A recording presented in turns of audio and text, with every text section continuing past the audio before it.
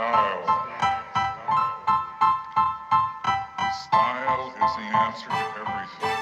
A fresh way to approach a dull or dangerous thing. To do a dangerous thing with style is what I call art.